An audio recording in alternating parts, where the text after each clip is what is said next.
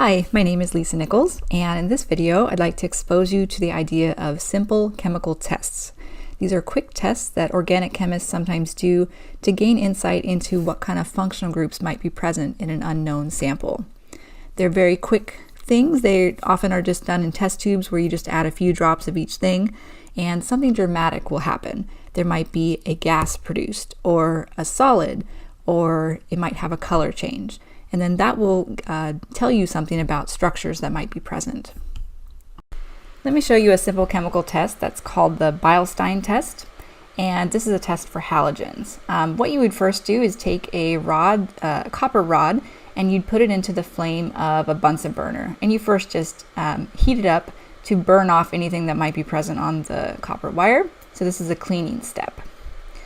After you let that cool, then what you would do is dip that rod into something and then thrust that into the fire.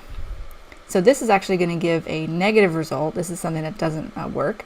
You saw there was a little flame that happens. It first kind of catches on fire, but then you stick it in the flame and you let it sit there for a while, and something that's negative is not going to do anything.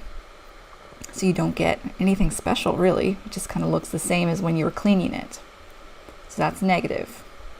A positive result would be if you tested something that had a halogen.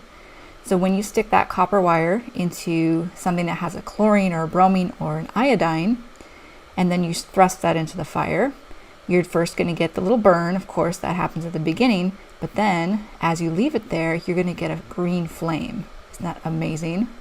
That's so beautiful. And so that would be something that's a positive result on the Beilstein test, and that's an indicator of halogens.